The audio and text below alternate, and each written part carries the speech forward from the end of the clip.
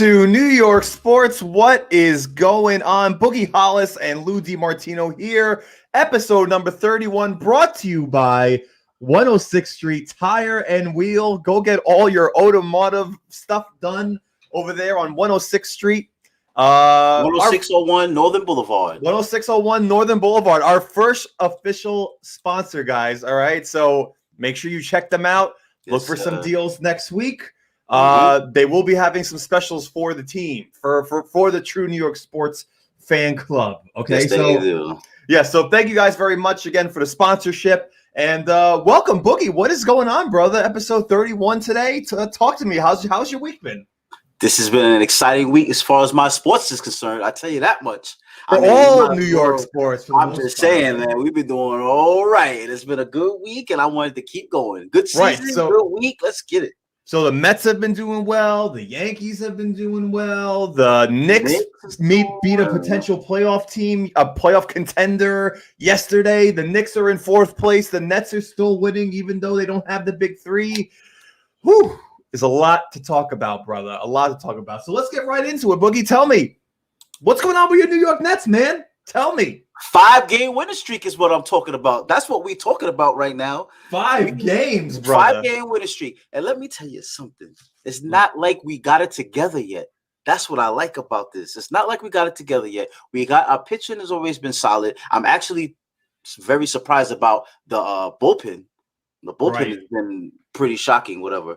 But the hitting is starting to come around. Now, I don't want to act like, saying our hitting is like superstar, the way that we envisioned, but we're starting to get some key hits now. And not for nothing, we even got a couple of walks, and like situational things happening. I'm liking the direction we're going. Yeah, we did have a little low competition, but you know what? We had to put it together, and we got a 5-game winning streak, which is not easy to do in Major League Baseball. And we're in first place. You are? Again. You Back are in first, baby. I'm actually really surprised, Boogie. Sorry to cut you off. I'm actually really surprised that the Braves aren't doing as well. I know they have some injuries, like Matt Fry just came back, one of their starting pitchers. But Freddie Freeman not really doing a lot. Osuna not really doing a lot. Ronald Acuna Jr. not really doing a lot. It's I thought the Braves would be better because they're not even at 500 right now. So it's a little, but it's good for you guys, right? You want to put some distance pressure on the team. Yeah, but you gotta. But the thing is, like I said in the last episode, baseball as a whole is not really hitting the way they normally do right now. Like pitching has been so dominant. Like let's take the now injured Jacob deGrom, for instance, right? He had his start pushed because he had an injury, right, with his side. He decided to try to pitch, right? And then about the 5th or 6th inning, he decides to get taken out because it inflamed. But the first 5 innings, he had a no-hitter going. Right, he did. He had a no-hitter going, and he was hurt. So just think about that. Like the dominance of pitching right now has just been crazy. Like I don't know. Like no, and listen, I feel like they got to make some type of tweak because there's been hardly anything. Well. I made a post on our page a few days ago talking about that, how there was 3 no-hitters in baseball already, right? There was just a 4th one the other day. There's now 4 no-hitters through a month's worth of baseball. That's a lot. Nobody's hitting. Now Chris Pico put up a stat that the last time that in 1991 there was 12 no-hitters for the year, which is, in my opinion, Book, that's a lot. If you have 2 a month for Major League Baseball, the best hitters in the entire world, and there's 4 already through 1 month of baseball, that's seems like a little bit too much. And not for nothing, the reason why it's even more crazy is because remember, everybody with the analytics, everybody has a pitch count. You know what I'm saying? So they try not to let pitchers pitch. Right. So this is happening. Even with this analytic stuff, people are getting complete game no hitters and stuff like that. I thought that it was almost going to be a dying thing since that, like the past couple of years they've been having like combined no hitters, because they don't want pitchers to keep going. Now all of a sudden it's becoming dominant. So it's surprisingly, like I said, you can't be shocked that a lot of these hitters are good enough to slow starts. But now the Mets are starting to get it together, and that's what I like. You know what I'm saying? Just like my man Lindor right here. Lindor, he was getting booed, he's getting killed. Now he's starting to show some life. I'm not saying that he's himself, but he's starting to show some life now. He is starting to show some life, and he's starting to isn't he starting to show some life with the teammates as well? Yes. Now, before we get into the background that I have here, I mean, we already know that it seems like this is the type of personality that this team is going to start being like, because you saw what they did with the fake hitting coach, because they were batting bad, so then they made up a fake hitting coach, right? Right. Now all of a sudden they're doing this fiasco that's going on right now with the raccoons and the rat talk and all this stuff. So Lou, yeah, how did this all start, bro? So apparently there has been some miscommunication between Jeff McNeil and Francisco Lindor on certain plays. And we're going to see, Boogie's going to show a clip right now about there being a little ground ball in between Francisco Lindor and Jeff McNeil. And apparently this has happened a lot. They've been fighting about this during practice too, about who should be getting the ball during these type of situations. And then we're going to watch this video real quick. We're going to show you what happens afterwards. So, Boogie, play that real quick. Ground ball into the shift. Lindor hesitated for a moment. Low throw. And it's they didn't know who should have got it. They have no idea who should have gotten that ground ball. And here's the problem. We pause it real quick, Boogie. The problem with the shift is just this, right? Like, I understand the analytics behind it. I get it. If a player hits the ball 95% to the left side, you're going to shift everybody to the left side. But if they were playing the normal shift, the normal route, a ground ball to short, a normal ground ball to short to get the out. Yep. Right, that would have been that would happen. But anyways, continue. And you know, Lindor is anti-shift, by the way, too. So I know he hates it. He hates the shift because he feels like he has enough range to cover so that you don't have to do a shift. And then he fears that this type of thing happens because you're so cluttered and close together. You know what I'm saying? Like, they both felt like to get it. Right, McNeil and Lindor both felt like they should get it, but you know, as you can see, McNeil was all right. Let Lindor get it, but bro, like that was your play. You was already in front of it. You know what I'm saying? So it was like a miscommunication there. And Lindor didn't charge to it because he felt McNeil was going to get it. So it's like I said, that's something that with chemistry with them two getting games together, whatever with chemistry, that's gonna stop happening as often. But that little thing led up to this, though. We have no idea what happened, but here's what it looked like.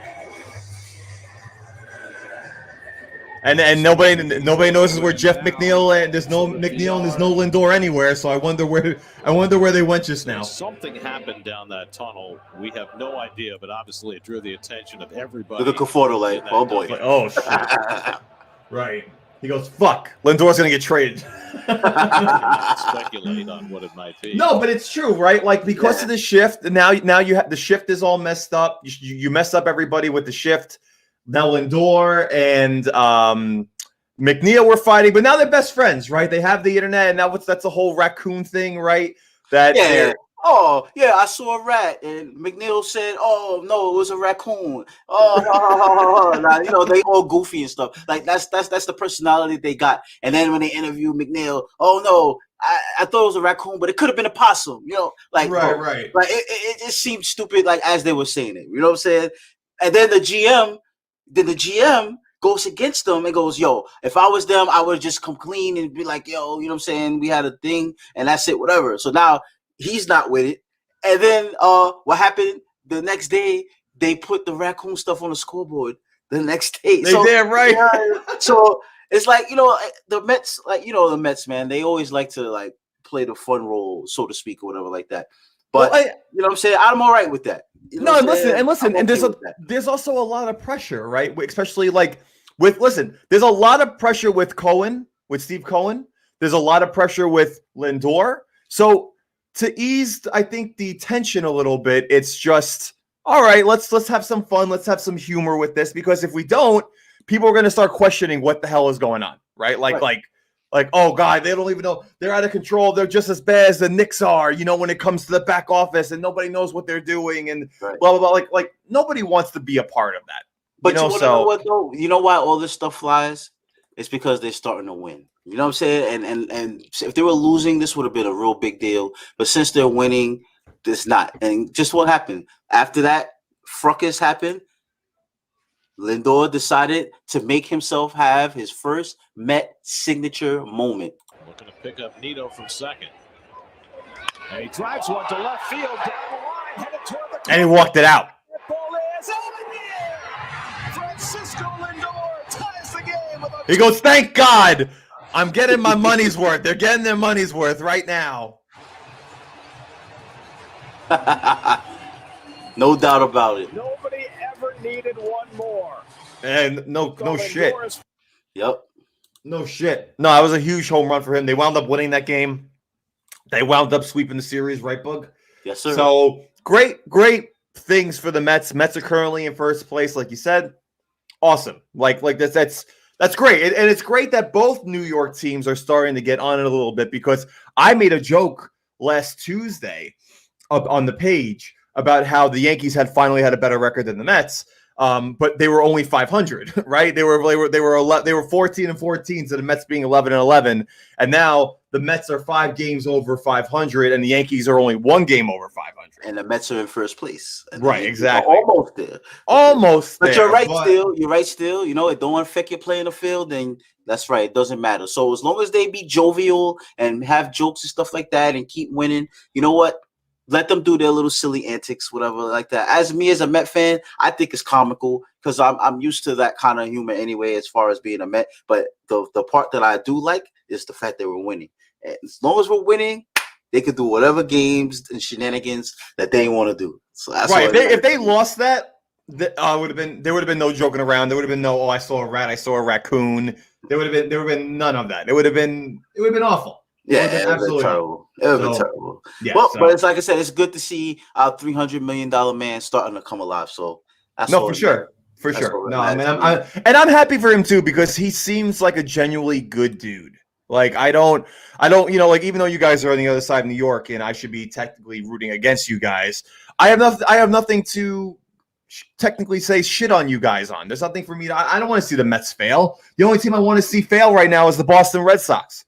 All right, because they're somehow in first place for against our New York Yankees after they got rid of Andrew Benintendi, after Chris Sale's not playing, after they got rid of Mookie Betts 2 years ago. I didn't think they would be anywhere near what they're doing, and now they're currently in first place in the AL East, causing some trouble for my Yankees. But I will say, the Yankees have been playing very, very well lately, Boogie. I'm saying they're 7-2 in this last homestand, right? They are. They're 7-2 in this last homestand. They've won 4 series. They won 4 series in a row. Right. Unfortunately, the only game that I went to on Thursday, they blew, right? Because I went to that game. So right? you're the mush. I'm the mush, right? So Yankees beating the Houston Astros 3-2. They give up a 3-run home run to none other than Jose Altuve, and Jose Altuve let the Yankee fans know, because the Yankee fans were killing Jose Altuve. If you watched any of that, well deserved. They were killing him, making horrible chants I don't even want to repeat when I was at the game. All right, it was horrible. But on the bright side, our savior, Giancarlo Stanton, had a 180 batting average 2 weeks ago. He's now batting over 300, over 300. You guys.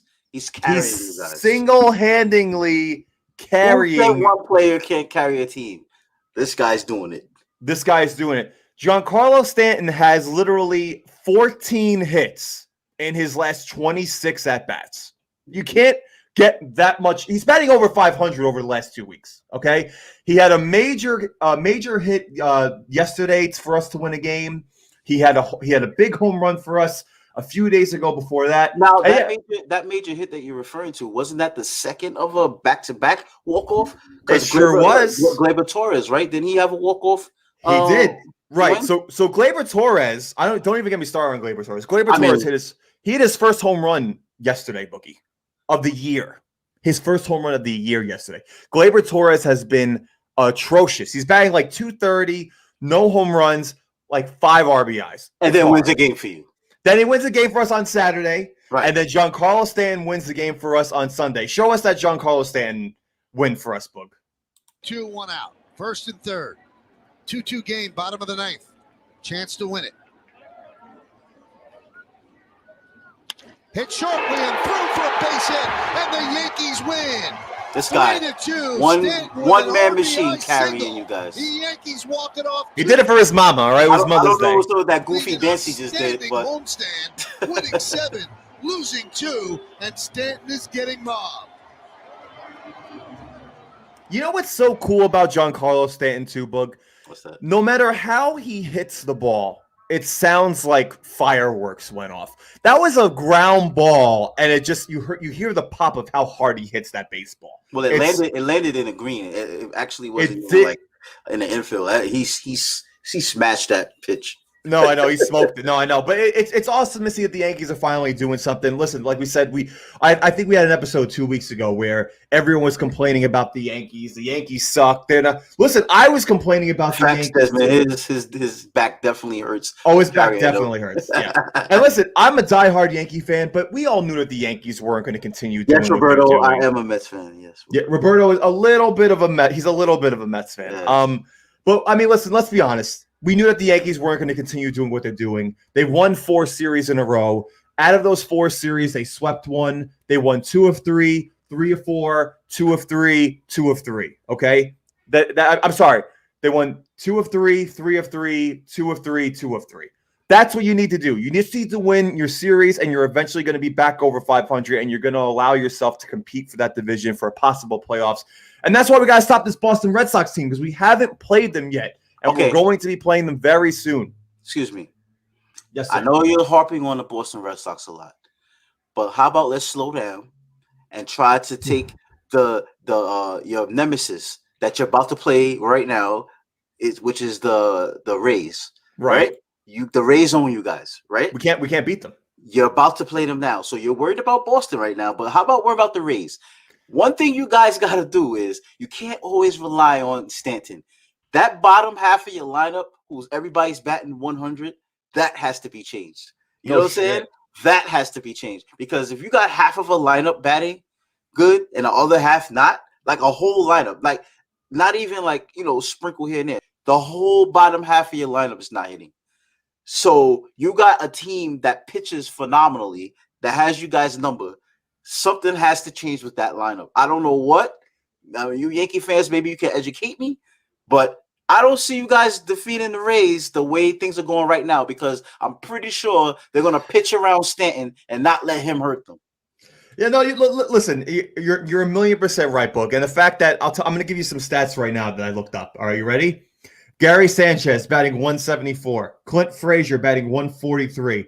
Aaron Hicks batting 198. Mr. Rogan Odor, our new acquire from the Texas Rangers, batting 164. Even Mr. DJ LeMahieu, who batted 360 last year, is only at 271. Okay, so obviously 271 is a lot better than the hundreds, but it's just showing that Stanton, you're right. Stanton cannot continue this up, right? It's just not possible. And you know what, Josh, you're right. We do need Luke Voit. You want to know why we need Luke Voit? Because every time that guy is in the dugout, he brings life to the team.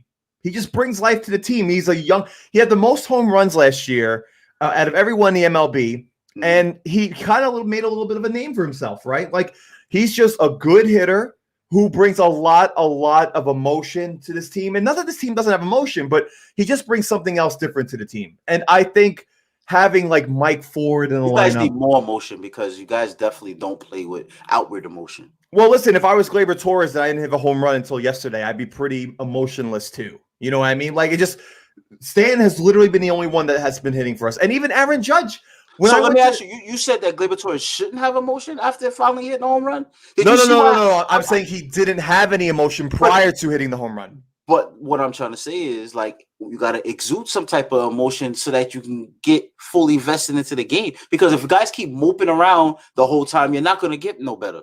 Because, like, look at across town. Like, the Mets weren't hitting either. Lindor was getting killed, but what was he doing? He's still and talking and yelling and doing all this stuff because he's still engaged in the game because he feels, he's eventually going to get into it. So Gleyber Torres got all the talent in the world. So you can't be sitting around moping. You got to get it together. No, I know.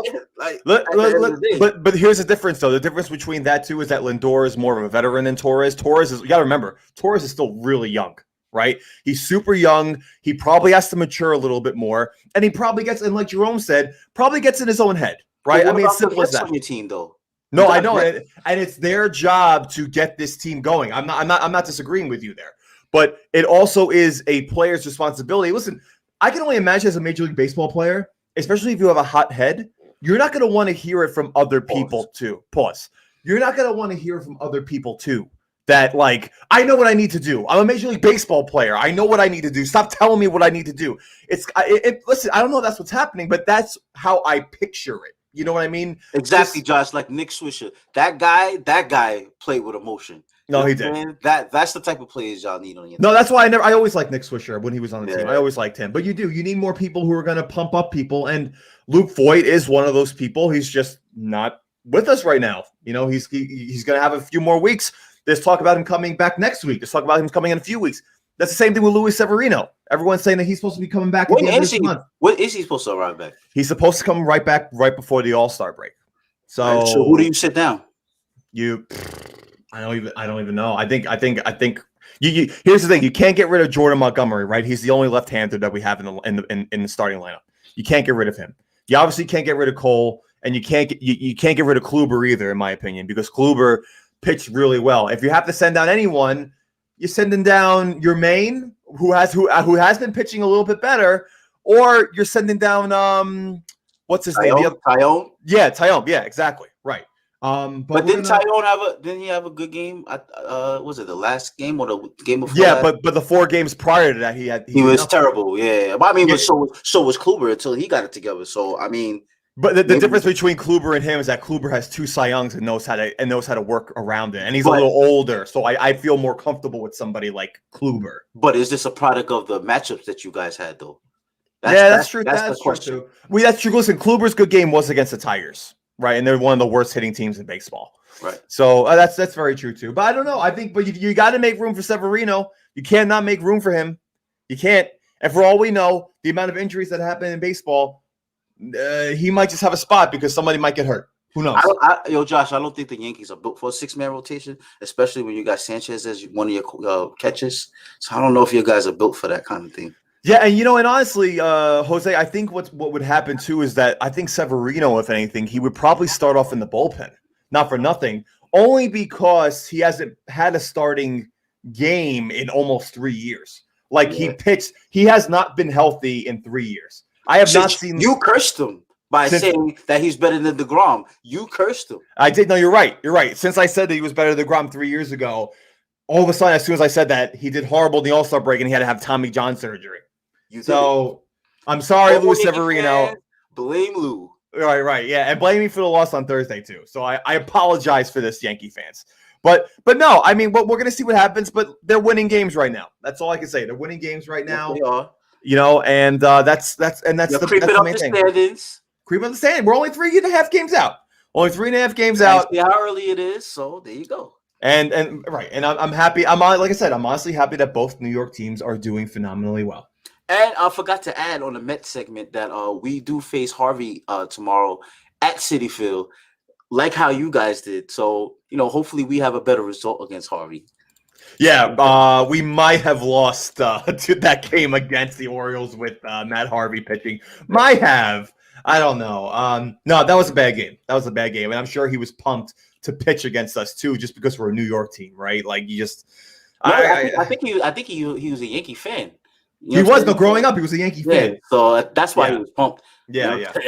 But he's going to be more pumped going up against his ex-team. Right. And listen, you got to remember, he also has something to prove, right? Especially against the Mets, right? He's trying to stay in the league. That guy's trying to stay in the league. He's just trying, right. He went from the Yankees to the Reds to the Angels. Now he's an Oriole. Mets. The Mets to the Reds to the Angels to the Orioles. He's on one of the worst teams in baseball. Yeah, you know what, Josh? I wouldn't be surprised if Matt Harvey pitched a no-hitter tomorrow.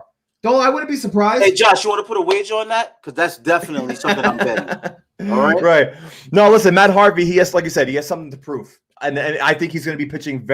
I think he's going to be pitching very well against the Mets on when he pitches on Wednesday. I got to look and see who his match. Is it Stroman? Is he going up against Stroman? I got to look at the matchup. It's not Carrasco, I can tell you that. Well, he should be here arriving to like the end of the month. So just like how Severino. So let's see what happens, man. Yeah, like, both teams are starting to get healthy, man. Like, because we got Syndergaard that's arriving back too. So you guys are getting healthy. We're going to get healthy. Then we're going to see where our teams stand. You know what I'm saying? Right. Right.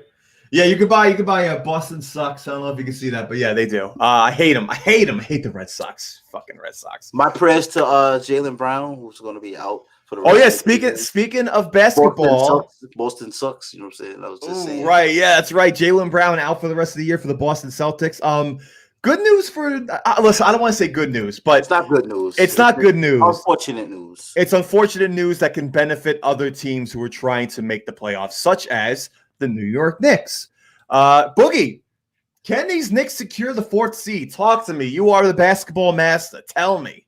My New York Knicks, man. I'm very, very, very excited over that Clipper win. Because remember, I had told you, I don't know if I told you off air, but I said the Knicks need this Clippers game badly, because we lost 2 in a row. We started off, with 2 wins. We lost 2 in a row. And it kind of almost looked like the talent level was really off. Like, you know what I'm saying? When we played the Suns and stuff like that. So when we lost, it was like, oh, all right. You know what I mean? Like back to the drawing board. So then and we got to play the Clippers too.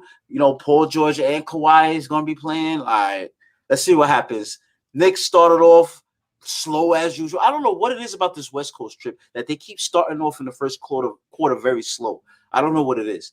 But I do see something changing here because I've noticed these teams are starting like before. I mean, they always were doubling Randall and keying in on Randall, but now they're really keying on Randall.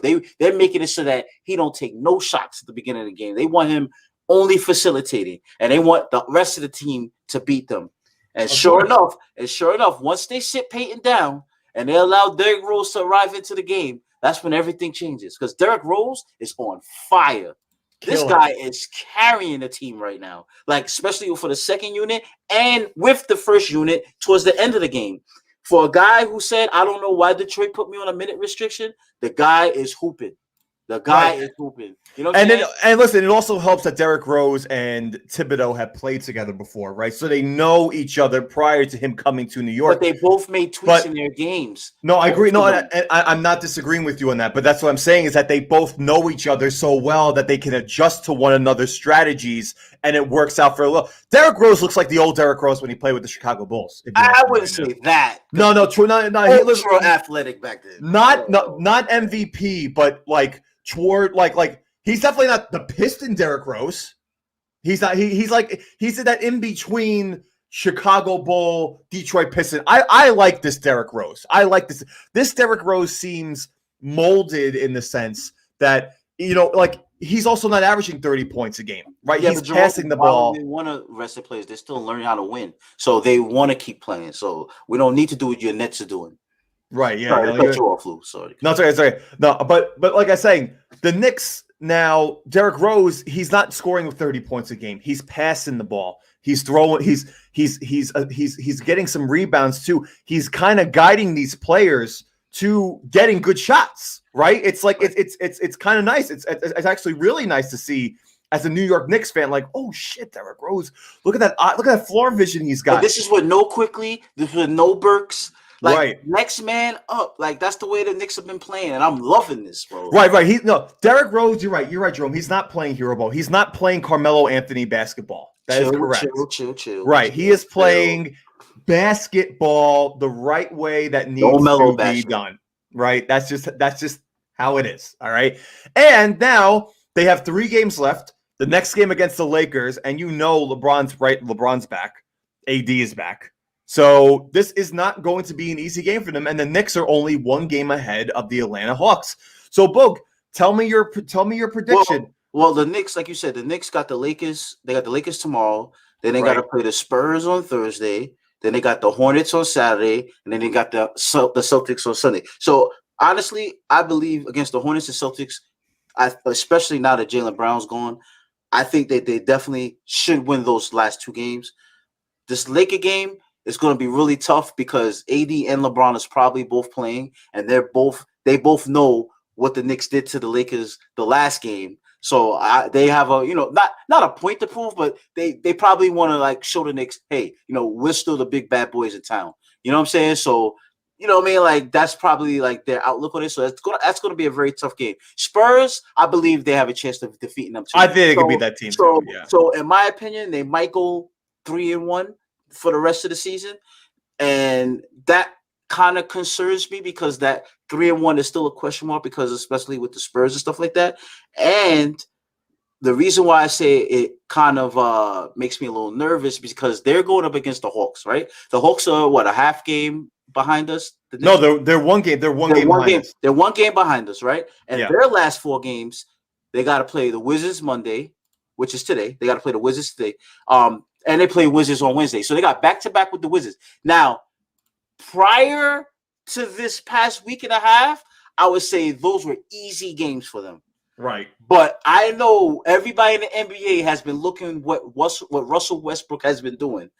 That dude has turned the team around. Now, Bradley Beal, I think, is out right now. So it's just Russell Westbrook. So with that being said, which is what Russell Westbrook loves. Sorry to interrupt you. He loves it, but I think Atlanta might have the advantage if it's just him.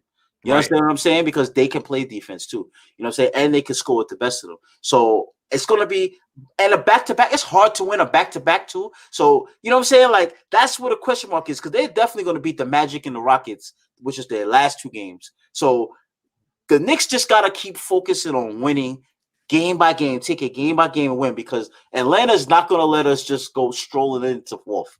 You understand what I'm saying? And we got to get healthy too.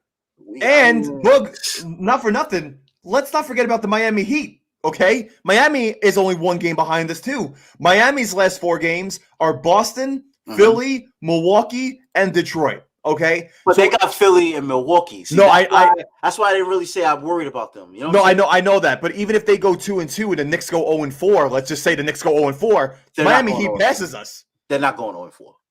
I'm just saying in general, it's still realistic. Don't put that juju on the Knicks, please. Everything I say is opposite anyway. Everything I say is the opposite anyway. Bro, say the Knicks are definitely never winning a championship this year. The Knicks will never win a championship again. Especially this year. Right, especially this year. No, but listen, one thing also about LeBron James, he's a little nervous about doing that play-in tournament. I would be a little upset too if I was hurt for only a certain amount of games and I wound up dropping from the 2nd seed to the 7th seed right now, right?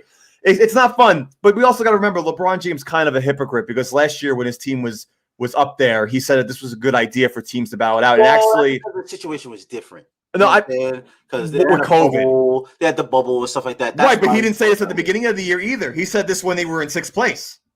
Yeah, but what I'm saying is he said that when the situation was different. But now he does look like a little crybaby by saying he don't like it. When I'm gonna tell you straight up, I think the NBA should keep this format. No, I like this format. It makes the regular season more relevant. Because you're not gonna tell me that if they didn't have this playing thing, LeBron and AD, they wouldn't even be playing right now.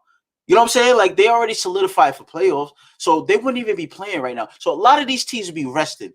Russell Westbrook and them wouldn't even be putting on this show because they all been eliminated. You know what I'm saying? Like, so now you got bottom half teams that have a purpose to play. You know what I'm saying? Right. So this takes less of the tanking and more of the let me try to win something. So I think that the NBA should just keep it. Forget all the crybabies that's not liking it, whatever. Too bad. This is what's here. Just like, hey, you got the DH in baseball, and it's probably going to be on the National League too.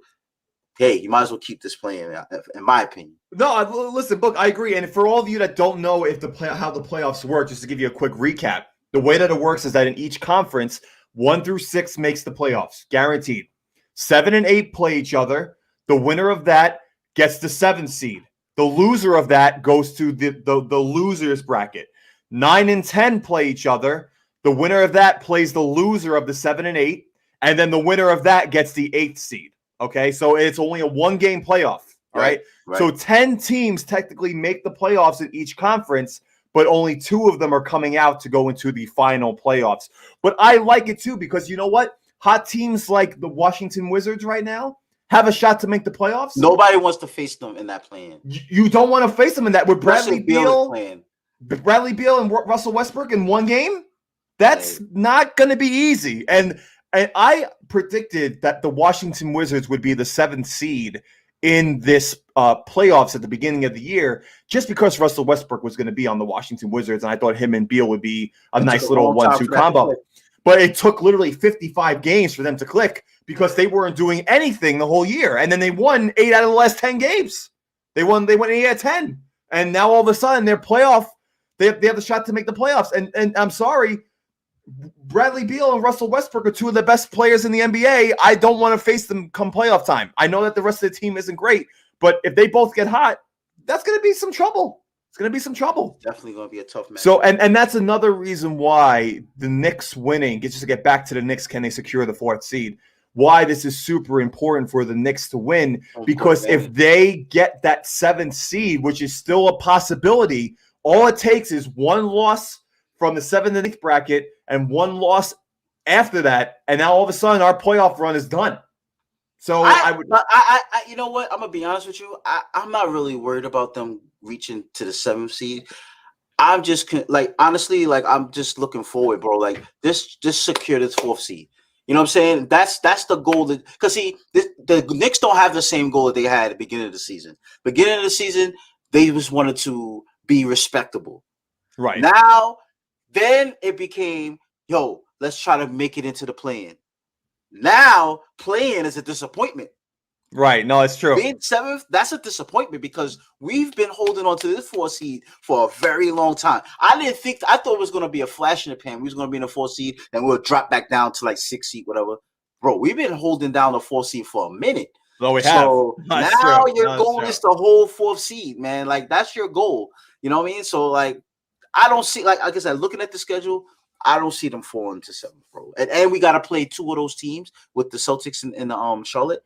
I don't foresee us falling that far. No, listen, the Knicks will secure not going into that playoff if they beat Boston, right? Because Boston is technically 3 games behind them right now, right? So let's just say, for argument's sake, Boogie, that the Knicks lose the next couple of games, and then they play the Boston Celtics, and the Boston Celtics win the next couple of games. That last game of the year that they play Boston, the winner of that would technically be the 6th seed, and the loser would be the 7th. So if the Knicks win 1 more game, and then the Knicks play Boston and beat Boston, they're in that 6th seed. I want them to obviously get the 4th seed too, but I'm just saying that there's still an outside shot that they can get to that playoff thing, and I don't want them to be there. Obviously, no one wants them to be there. So let's hope that they beat the Lakers tomorrow. Because let me tell you something. I know there's Laker fans. They're licking their chops, bro, at the Knicks right now. Because they especially the Laker fans that's in New York, they see that the hypeness of the Knicks fans and they laugh at us and stuff like that. So it would be nice and refreshing if we can get a dub against a fully healthy Laker team. No, and not even. Let's just say even if we don't win that game, Boogie, I just want to see how we can compete against a full Lakers team, because it could be a possible championship game in the making, right? The way that the Knicks have been playing. Nick, come on, Boogie, be. You just mushed us again. You already said that we're not going to do it, and now all of a sudden you say, I'm just saying it could be a possibility, bro. It could be a possibility. Weird. That's all I'm saying. Okay. All right. All right. Anyways, Boogie, talk to me. What's going on the other side in Brooklyn? What is going on? Am I ever going to witness Kevin Durant, Kyrie Irving, and James Harden on the floor? Tell me, am I ever going to witness that? Not in the regular season. And why is that, Boogie? Why? Because they are just taking days off left and right. I mean, James Harden, is not one of those guys that want to take a day off. So I'm pretty sure the team is making him rest so that he's completely fresh for playoff time. I'm pretty sure that's what's going on. I'm glad Kevin Durant's finally getting some minutes to sustain so that he could be ready for the playoffs, because he had enough rest. You know what I'm saying? Kyrie Irving, as long as his mental's together, you know what I'm saying? Like, playoff time is when they're going to get together. But the surprise of the Nets is the play of Blake Griffin.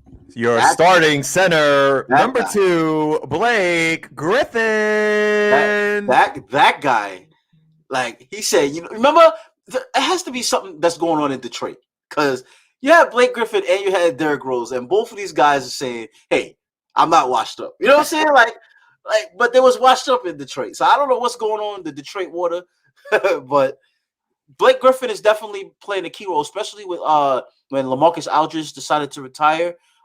Blake Griffin's, he took on that role, man, of being that guy. So, being that extra help guy, I should say. So, no, I agree. I don't know. Listen, if the Nets get old Blake Griffin attacking, you're right, Kyrie. You're right, Kyrie. 100%. You're right, Kyrie. It is all for nothing. if the Nets get the old Blake Griffin, the Blake Griffin that attacked the basket, that intimidated people in the paint, and he's still got something left in those knees, they're going to be a very tough team come playoff time, especially in the East, where the East is not as strong as the West, right? We've been talking about that for weeks. I still think the Nets at full cylinder, they're going to sweep right through the East, bro. Yeah. They're going to sweep right through the East. The only problem, like I said, the only thing I see them is if a healthy Laker team. Yeah. Like, especially with these additions. Wait, so you think that the Nets can get past the 76ers easily? They can get past the Milwaukee Bucks easily, the New York Knicks easily? You think that's... If you want me to be realistic, yes. Yeah. Yeah. I mean, listen, on paper, it's tough to not say it is, right? On paper. Because let me tell you, like you theoretically, you'll say, you know what, the Bucks are a really tough team. You know what I'm saying? Like they got the Greek Freak, the dude's unstoppable. Look at his numbers, blah, blah, blah.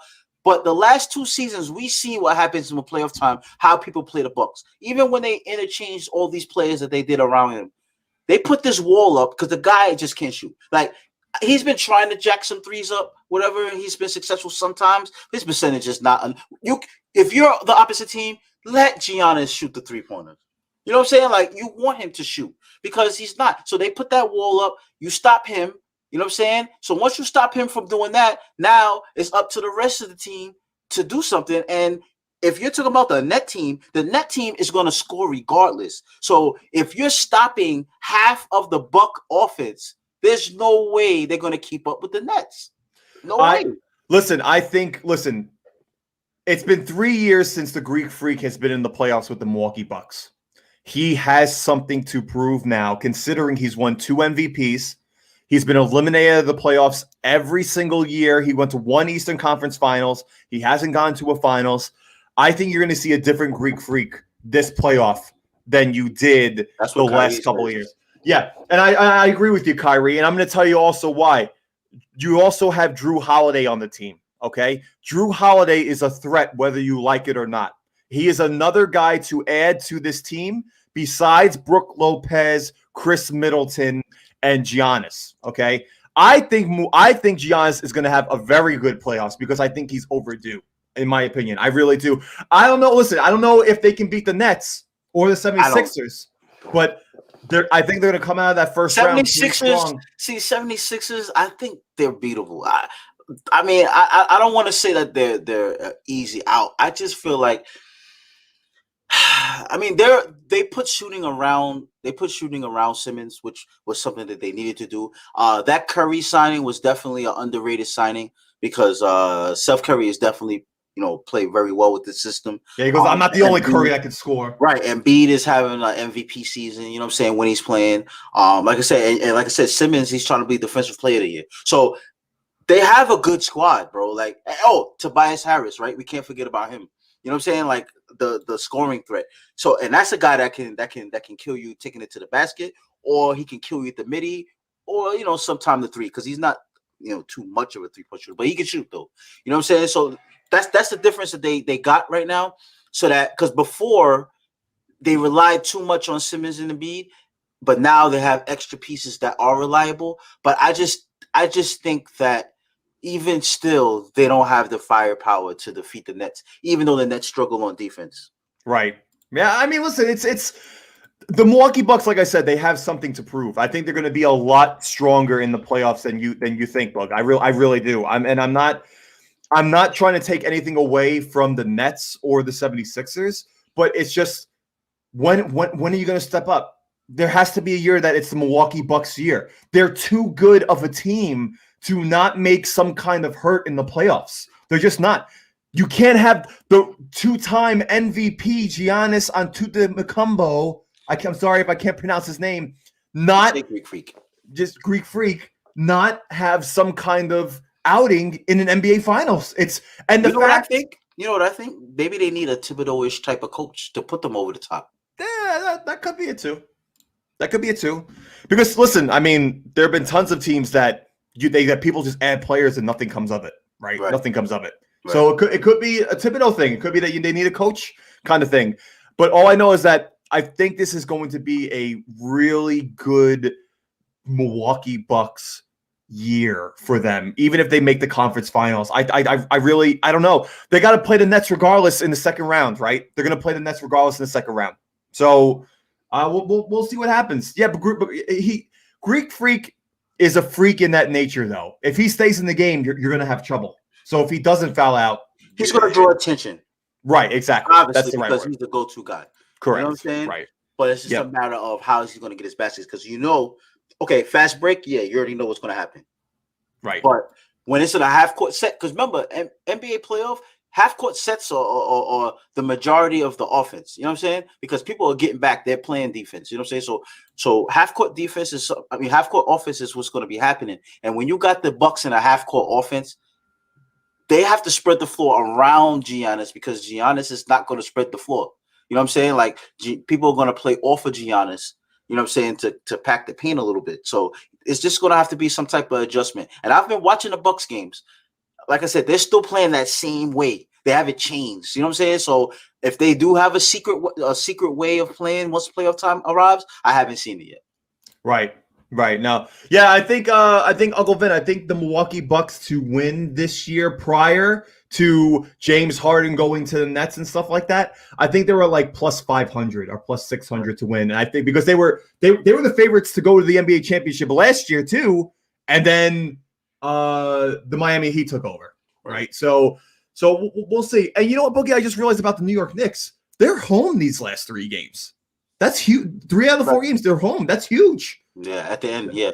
Mm-hmm. So, by the way, the NBA playoffs end sometime next week, right? So we'll have a playoff. We'll probably have a playoff picture for you guys around this time next week, right? I mean, because they play every other day. You know, the last 2 games of the year are actually to be determined because they were makeup games for when COVID happened in the beginning of the year. Right. So, but they're home games. They're home games. The Knicks games are home. So, which is great, you know. So, yeah. And also to answer the question that's underneath the Nets thing, did the Nets learn from their 4-game skid?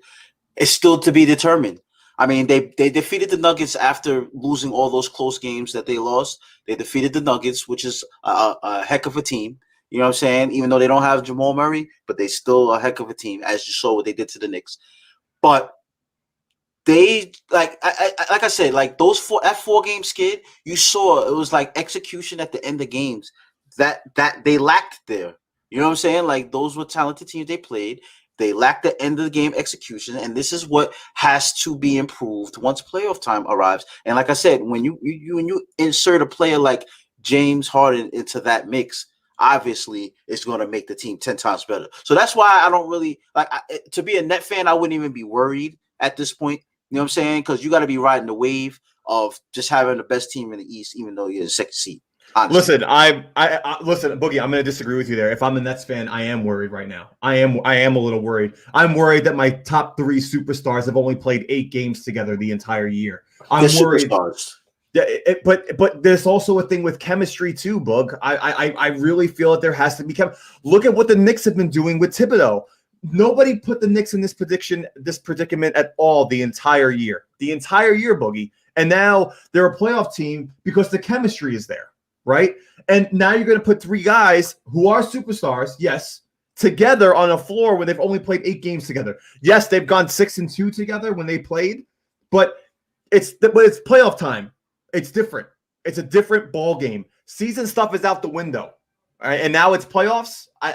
I'm a little worried for the Nets. I'm a little worried. I mean, I hope I'm wrong because I want to see. I guess we'll see Brooklyn do well. I want to see them do well. I guess we'll see. But anyways, Boog, tell me what's our next topic? We got the highlights of the week, Boogie. Highlights sponsored by 106 Tires and Wheels on 101 Street and Northern Boulevard, right, Boog? That's it. So 106 Street Tire and Wheels is bringing our highlights of the week today. That's right.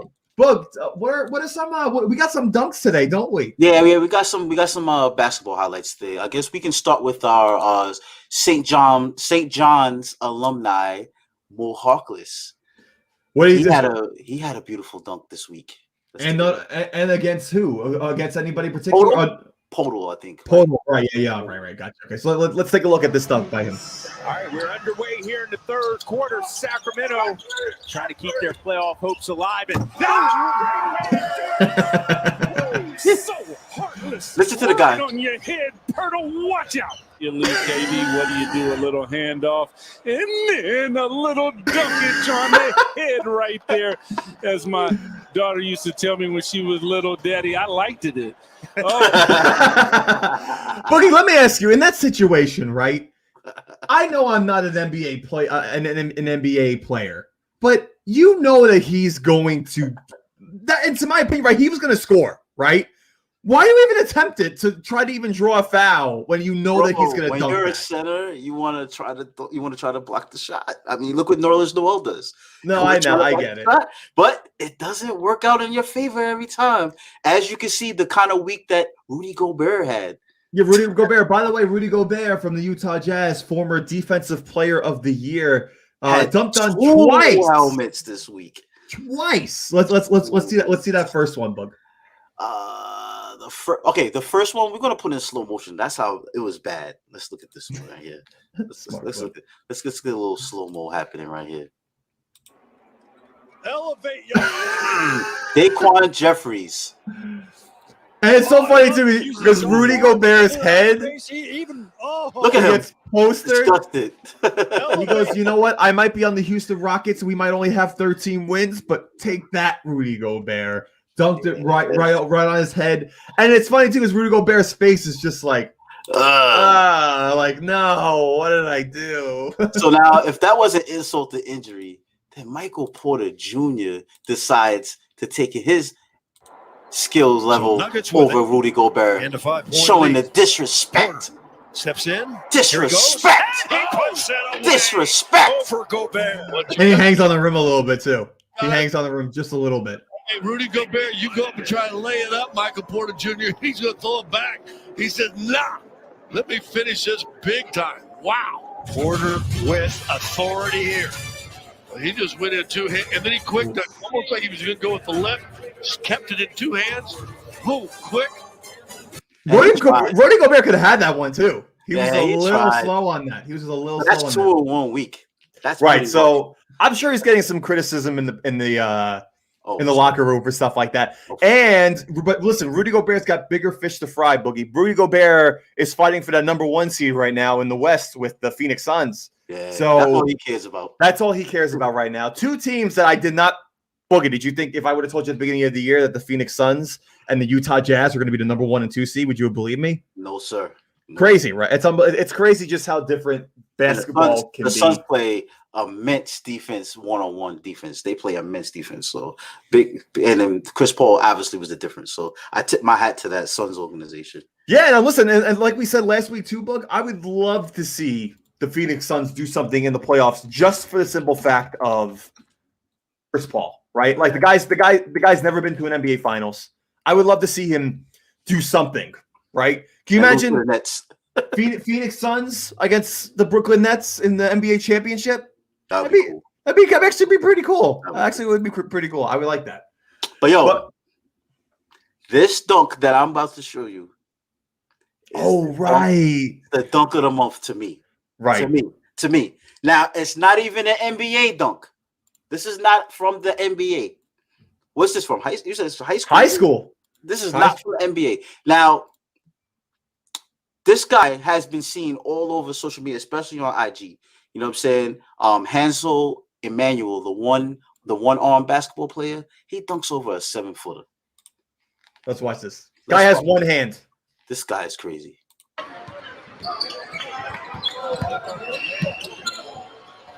Oh. It's the point for me. It's the point for me. Let's watch that again.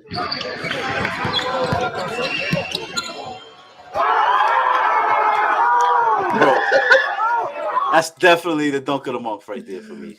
It's so funny too, because listen, not to like obviously the kid. First off, I give the kid a ton of credit, right? One hand playing in a high school, and he averages like 20-something points a game too, right? He's killing. At one arm, one hand, dunking over people, and then on top of that, highlights all over the place, pointing that finger at him, like, look at this guy just got yo 7-footer. So yeah, good for that kid, you know. So you know, I can only imagine the hype. I mean, but here's the thing that sucks for that kid, right? All the talent in the world, only has the one hand. Do you see a player like that playing at a higher level in college? I mean, that's I would love to see it. Would love to see it. I think this kid has a shot, man, because he can shoot too. He can shoot. I know, it's pretty crazy. Just catches it in the chest. It's pretty wild. It's pretty wild. That would be an amazing story if this kid can make it, man. To like some kind of college team, right? That'd be great. To the NBA. I'm thinking NBA, man. Like that would be great to see. That'd be awesome. Like that. That'd be great. That'd be sick. Nah, but that's awesome. I mean, so Boogie, tell me, Bug, we have a whole another week. What am I going to be talking about with you next week? Are the Mets still going to be in first? Are the Knicks going to secure that 4th seed? What's going on? But what are your predictions for next week? I predict it's going to be another amazing week like it was this week. I predict that the Mets and the Yankees will probably be in first place, right? I'm predicting that the Knicks will be in 4th seed as the season ends by the time Monday shows up. I believe the Nets will be talking about the Nets, how they'll be playing with all their guys. I think all their guys will be ready for playoff time. And that's it, man. We're going to be, like I said, if there were any other quirky stories that's going on with these teams, I think it's going to be an all positive week. So that's what I'm looking forward to. No, that sounds great. That sounds awesome. That's all right, Boogie, it is officially almost 8 o'clock, which means that our time is coming up. We would like to thank our 106th Street Tire and Wheel sponsors. And also, please, guys, if you have not, please check out our merchandise at TrueToNewYorkSports.com. Okay, check out. We still have our 7 + 13 + 11 = NYC Takeover Brooklyn Net shirts it's as well. Now, right, as well as our New York Knicks is back, B shirts as well. We also have some old Yankee shirts as well. If you guys, we have them in the warehouse somewhere. We have one of these New York Knicks Chase for 28 shirts, as well as our New York Yankees Thumbs Down shirt. So if you are interested in any of those, please. And the COVID shirt. COVID can't stop my love for sports. So if you have any questions or you have any, if you would like to purchase anything, please let us know. But until next week, Boogie, I cannot wait until we talk about NBA playoff basketball next week at episode number 32. Yes, sir. All right. Until next week, guys, thank you very much for signing in. Boogie, always a pleasure. And we will see you guys next week.